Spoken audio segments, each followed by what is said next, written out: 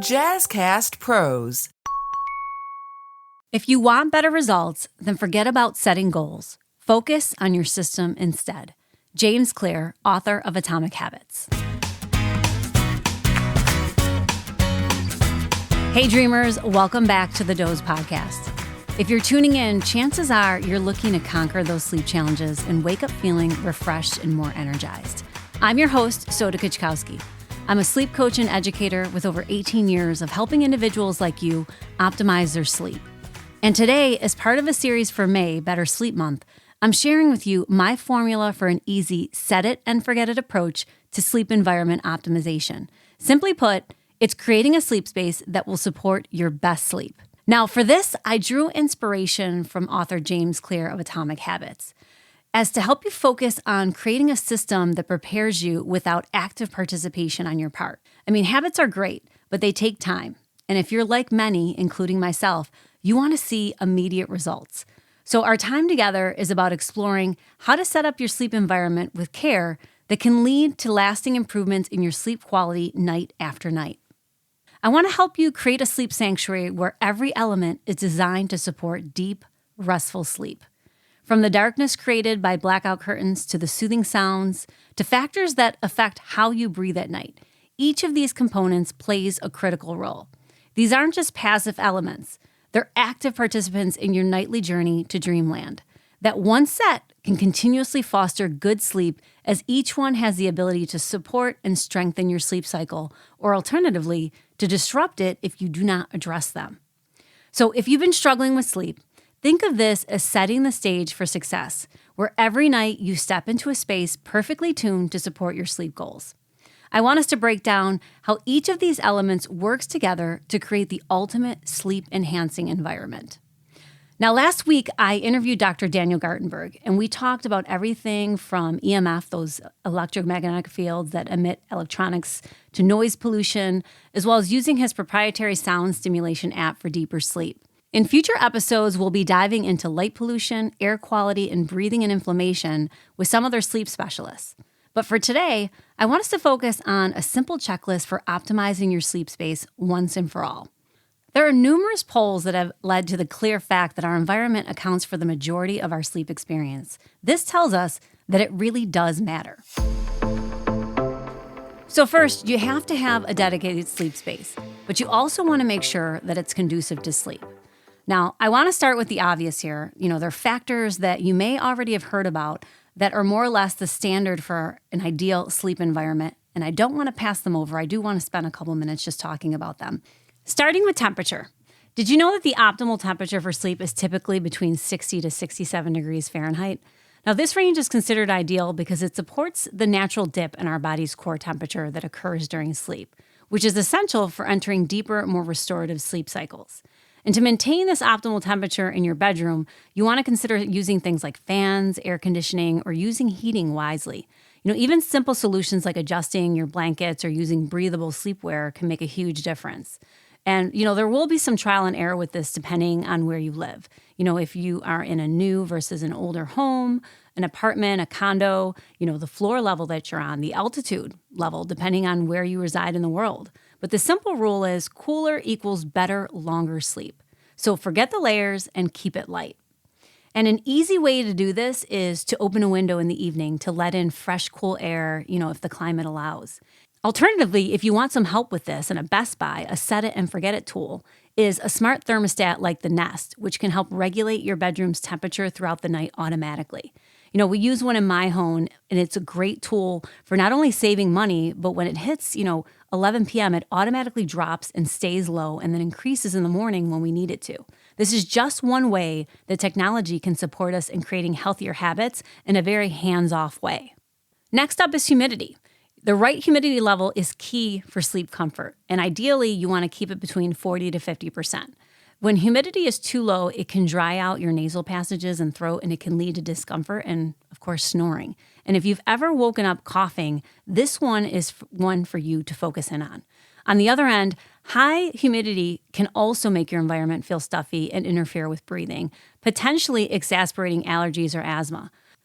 Some solutions include using a humidifier, which can add moisture to dry air, while a dehumidifier can help remove excess humidity, keeping your sleep environment perfectly balanced. An easy and free method is to regularly air out your room to balance indoor humidity naturally. In some ways, and this is based on seasons, right, to humidify your room, which again means adding moisture to the air, is to use things like houseplants, which naturally release moisture into the air through the process of transpiration. And some great choices include golden pothos, peace lily, snake, and aloe vera. You just want to take care to keep them away from pets, as some can be toxic. Leaving water out. Placing bowls or vases of water around your home, especially near heat sources, can help add moisture to the air as the water evaporates. Drying your clothes indoors. Hanging laundry to dry inside your home can significantly increase humidity as the clothes release moisture into the air while drying. Cooking on the stovetop. Regularly cooking, especially boiling water on the stovetop, releases steam into the air, which can help humidify your living space. And using a fountain. Small indoor water fountains can add moisture to the air due to the constant water circulation, which causes evaporation. And some other ways to dehumidify, which refers again to that removal of moisture from the air, which can help prevent the growth of mold, mildew, and reduce allergens like dust mites, which include ventilating properly. Regularly opening windows and doors to create airflow can help reduce indoor humidity, especially during dry, windy days. Using rock salt is a natural dehumidifier. Placing a bucket of rock salt in damp areas can absorb excess moisture from the air. Using charcoal blocks. Charcoal not only absorbs moisture, but odors as well. And placing charcoal in a basket or tray around your home can help keep the air dry and fresh. And I'll make sure to drop a link below with some that are sold in ready-to-use pouches to avoid leaving any residue. Using baking soda, which can absorb moisture and odors, and placing bowls of baking soda in damp areas can help maintain a drier environment. And increasing indoor temperature. Using fans or increasing the thermostat slightly can help reduce relative indoor humidity, as warm air can hold more moisture and prevent condensation. So implementing any of these natural strategies can help maintain optimal humidity levels in your home. And of course, taking into account adapting to seasonal changes so that you don't have to rely heavily on electrical appliances to do the work for you.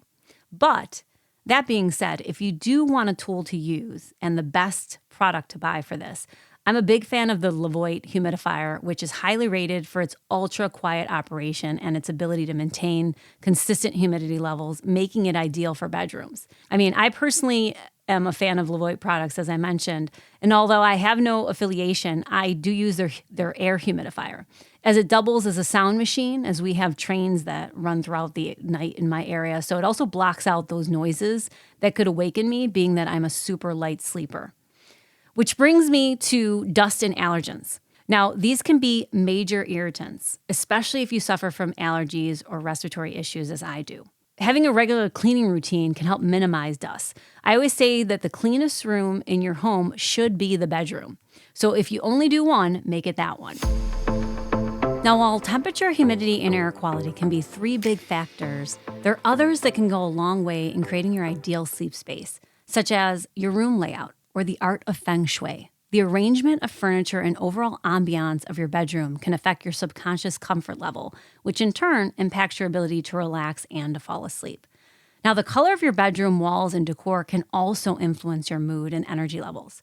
Bright colors might be too energizing and could subtly affect your ability to wind down. You know, red isn't a great color for the bedroom. You want more subtle, calming colors. Even if the lights are off when you sleep, it's setting you up mentally for relaxation when you enter the space. So choose wall colors from a palette of soft blues, greens, or earth tones that are inherently relaxing and conducive to sleep.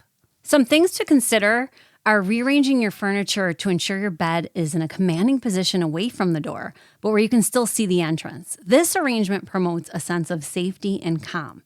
And a best product to buy and set it and forget it to enhance the room's energy, according to feng shui principles, is including the right lighting. Now, at the Doze, we've created a line of products that are best suited for supporting a healthy sleep cycle. So there's a couple that I want to share with you. First, and these are my must-haves for sleep, a bedside nightlight. It's the perfect amber hue that promotes the release of the hormone melatonin that also helps us avoid those lights, those with the white hue, what's known as blue light, that can interfere with our ability to feel relaxed and ready for sleep. We also have an amber light-sensing dimmable nightlight for the hallway bathroom for those late-night trips. Because if we're looking at any type of blue light, even for a fraction of a second when we wake up, it makes it that much harder to wind down, which is why we don't want to be looking at like our phone screens, right? So we want to make sure that all of the lights that are associated in or around our sleep space have that amber or red hue. We also have a 4-in-1 humidifier, sound machine, diffuser, and amber nightlight all in one. Now, it comes in a sleek, compact casing that provides all the elements needed to support your sleep without the bulkiness or taking over your nightstand. And I'll make sure to drop links for all of them below so that you can read a little bit more about what they do and how they can best support your sleep space. And last, when it comes to lighting, you want to make sure that you're blocking outside light sources from, the windows. You're covering up any intrusive lights from alarm clocks, television, outlets, or anything that could disturb your sleep if you wake up. There are little dimmies. I'll drop a link for those as well. And another great one is a sleep mask. Now, there's only one that I recommend and that we carry because it has a nose baffle to completely block out all the light. It's also silk with a double adjustable strap, and it comes with a pouch to store it and make it easy to travel with when you're away from home. And of course, you have to add on to the list your mattress, your pillows, and your bedding, which of course have a great influence on your sleep quality. The goal is that they should support your body and keep you comfortable throughout the night. So for instance, incorrect pillow height is a big factor for many. And using a pillow that doesn't support the neck properly can lead to discomfort and disruptions throughout the night, which can impact your sleep cycle. Now, there are options that allow you to adjust the amount of stuffing in your pillow to match your specific support needs. Whether you sleep on your side, your back, or your stomach. The Coop is a nice one. I'm a side sleeper, so my pillow of choice is the one by Cushion Lab because it's the right height for me so that I don't wake up with that kink in my neck or headaches in the morning. Another thing to include is to rotate or flip your mattress every couple months to ensure even wear and prolonged comfort. Now, they only make them to last these days about 3 or 4 years, whereas in the past, it could be, every 8 to 10 years, you were supposed to replace your mattress. Now, there are things like mattress toppers that can be a great way to make them last longer. And of course, choosing the right bedding is key as well. Material choice is important. You want to opt for hyperallergenic materials like organic cotton, bamboo, or microfiber, which are resistant to dust mites and much easier to wash. And these materials also tend to be breathable, which prevents moisture buildup where dust mites thrive. And their washability should be a factor.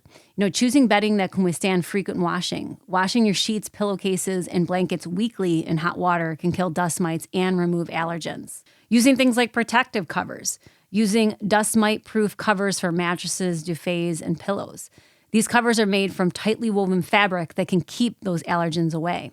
And you want to think minimalist when it comes to design. Avoid overly textured or layered bedding, which can trap dust and allergens. Simple designs are easier to keep clean and free from dust buildup. Now, there are so many little things that you may not have considered tools to better sleep, but I'm hoping that your eyes are now open to them.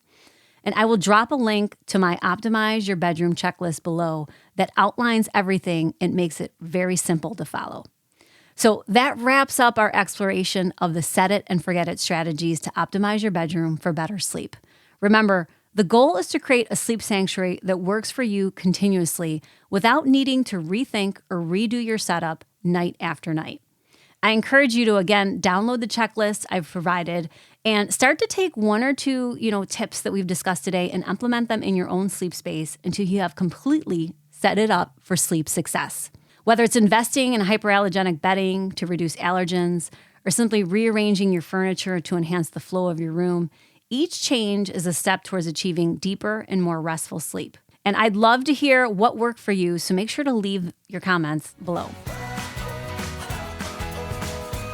So thank you again for listening and for joining me today. Until next time, I'm back every Wednesday with a new episode ready to empower you to take control of your sleep. If you've enjoyed what you heard, please subscribe to the Doze podcast. I still have lots to share with you as we work together towards creating solutions around your unique sleep challenges and needs. Until then, remember, you're pure potential if you change how well you sleep.